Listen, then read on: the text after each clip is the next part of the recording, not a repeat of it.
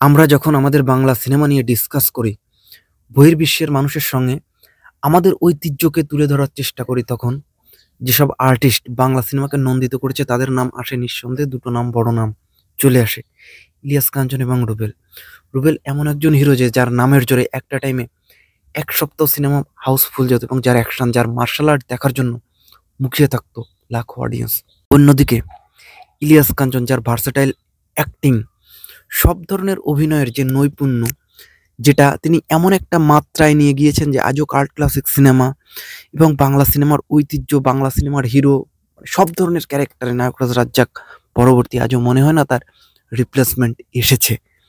আজকে আমরা কথা বলবো এই দুজন মহান অভিনেতা একসঙ্গে স্ক্রিন শেয়ার করে অনেকগুলো সিনেমাতে কাজ করেছে এবং সেই সব সিনেমাতে কার কি রোল ছিল, সেই সময়টা টোটাল কাস্টিং, ডিরেক্টরের নাম এবং সেই সব সিনেমার বক্স অফিস সম্পর্কে আপনারা এই ভিডিওর মধ্য দিয়ে জানতে পারবেন। তো কোথাও যাবেন না, ভিডিওটি অত্যন্ত স্পেশাল হতে যাচ্ছে। ভিডিওটি স্টার্ট করার আগে আপনাদের কাছে ছোট্ট একটা অনুরোধ: আপনারা যদি ফিল্ম স্পাই চ্যানেলটিতে নতুন হয়ে থাকেন তো ডেফিনেটলি সাবস্ক্রাইব করবেন, বেল আইকনে ক্লিক করবেন, লাইক কমেন্ট শেয়ার জানিয়ে দেবেন আপনাদের মূল্যবান মতামতটি।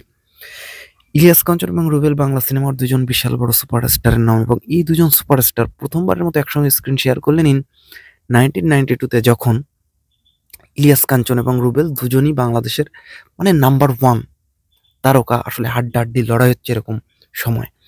1992-তে শিবলি সাদিক, ইলিয়াস কাঞ্চনের ঘরানার ডিরেক্টর, তার পরিচালনায় একটি সিনেমা আসলো, যে সিনেমার নাম মা মাটিদের, যে সিনেমা মায়ের কথা, মাটির কথা, দেশের কথা বলেছিল এবং যে ছবিতে ইলিয়াস কাঞ্চনের বিপরীতে আমরা অ্যাক্টিং করতে দেখেছিলাম চম্পাকে। এখানে অ্যাক্টিং করেছিল রুবেল, এখানে অ্যাক্টিং করেছিল অমিত হাসান, এখানে হুমায়ুন ফরিদির দুর্দান্ত অ্যাক্টিং সহ এটা একটা হিউজ মাল্টিকাস্ট সিনেমা ছিল এবং মা মাটিদের সিনেমাটা কিন্তু বক্স অফিসে সুপারহিট হয়ে গেল। আমরা তাদের সেকেন্ড সিনেমা আসতে দেখলাম 1993 সালে। চিত্রনায়িকা দোয়েলের প্রোডাকশনে আল মাসুদ পরিচালিত একটি সিনেমা আসলো, যে সিনেমার নাম বিক্রম, যেটাতে ইলিয়াস কাঞ্চনের বিপরীতে অ্যাক্টিং করেছিলেন সদ্য প্রয়াত নায়িকা অঞ্জনা এবং যে সিনেমাতে রুবেল এবং দোয়েল অ্যাক্টিং করেছিল। আরও অন্যান্য কাস্টিং অনেকে এই ছবিতে অভিনয় করেছিল। ছবিটা ইউটিউবে পাওয়া যায় না, নাম ভূমিকায় রুবেল। ইলিয়াস কাঞ্চন কি তাহলে ঠুনকো কোনো ক্যারেক্টারে? জানতে হলে সিনেমাটা ডেফিনেটলি দেখতে হবে এবং এই ছবিটাও কিন্তু বক্স অফিসে সুপারহিট হয়ে গেল। এরপরে ইলিয়াস কাঞ্চন এবং রুবেল এই নায়ক জুটির 3 নম্বর সিনেমাটা আসলো 1995-এ সিদ্দিক জামাল নান্টু পরিচালিত একটি সিনেমা ভাঙচুর। সবার জীবনে প্রেম আসে, তাই তো সবাই ভালোবাসে, প্রথম যারে লাগে ভালো যায় না ভালো কবুতরে। ইলিয়াস কাঞ্চন এবং মৌসুমী জুটির এই গানটা আজও আমাদের মনে দোলা দিয়ে যায়। এখানে Rubel what a film man. তো এই ছবিটা দেখলে আসলে আপনারা বুঝতে পারবেন যে আসলে ছবি কাকে বলে, যে মার মার কাট কাট জমজমাট। এই ছবিটা কিন্তু তৎকালীন সময় দাঁড়িয়ে কিন্তু বক্স অফিসে রীতিমতো সুপার ডুপার হিট, হিউজ একটা অ্যামাউন্ট কিন্তু বক্স অফিস থেকে এনেছিল সিদ্দিক জামাল নান্টুর এই ভাঙচুর। এরপরে আমরা তাদের 4 নম্বর সিনেমাটাও আসতে দেখলাম 1995-এ এম এ মালিক পরিচালিত একটি সিনেমা আসলো, যে সিনেমার নাম দুর্নীতিবাজ। হ্যাঁ, ইলিয়াস কাঞ্চন এবং এই ছবিতে অ্যাক্টিং করতে দেখলাম আমরা চম্পা ম্যাডাম, মেবি চম্পা বা দিতি, বা এই ছবিতে আমরা আরও দেখলাম রুবেলের বিপরীতে তৎকালীন সময়ের একজন নায়িকাকে। তো এই ছবিটাও কিন্তু বক্স অফিসে হিট হয়ে গেল, দুর্নীতিবাজ। এখানে শিল্পী অ্যাক্টিং করেছিল রুবেলের বিপরীতে এই ছবিতে। তো এটা আসলে একটা ভালো সিনেমা ছিল, বক্স অফিসে সাকসেসফুল। এরপরে 1996-এ আমরা আসতে দেখলাম এই জুটির পরবর্তী 5 নম্বর ফিল্ম, যেটা একটা ইতিহাস সৃষ্টিকারী ফিল্ম হিসেবে ধরা হয়। হ্যাঁ, 1996-এ সোহানুর রহমান সোহান ভারতের সাজান সিনেমার যে অফিসিয়াল কপিরাইট কিনে এনে আমাদের দেশে বানালেন সাজান সিনেমার, যেটাতে আমরা দেখলাম সঞ্জয় দত্তওয়ালার রোলে ইলিয়াস কাঞ্চনকে, সালমান খানওয়ালা রোলে আমরা দেখলাম যে সিনেমাতে রুবেলকে, এবং যেটাতে আমরা মৌসুমীকে দেখলাম মাধুরীওয়ালা ক্যারেক্টার এবং একটা স্যাক্রিফাইসিং হিরোইন ক্যারেক্টারে আমরা যে সিনেমাতে দেখলাম সন্ধ্যাকে। তো স্বজন পুরো দস্তুর সিনেমাটার গল্প বলিউড গল্পের সঙ্গে সেম রেখে গানগুলো পুরো দস্তুরভাবে সেম রাখা হলো। দেখেছি প্রথমবার, দু চোখে প্রেমের জোয়ার, দেখা है पहली बार, সাজনকে आंखों में प्यार, টুটুরু টুটু व्हाट ए सॉन्ग ম্যান। বা তু শায়ার হে মে তেরি শায়ারি, তুমি কবি আমি তোমার কবিতা। এভরি সংস এবং বলিউড সিনেমা, বলিউড গানের সঙ্গে মিল রেখো এই ছবিটা গানগুলো পেল তুমুল জনপ্রিয়তা এবং সিনেমাটাও কিন্তু বক্স অফিসে রীতিমতো সুপার ডুপার হিট ব্লকবাস্টার হয়ে গেল এই ছবিটা। এবার আমরা চলে যাব তাদের 6 নম্বর সিনেমাটাতে। তাদের 6 নম্বর সিনেমাটা আসলো 1996-এই। এটা একজন ডিরেক্টর, আবারও সোহানুর রহমান সোহান। তো সোহানুর রহমান সোহান এইবার বানালেন বিদ্রোহী কন্যা।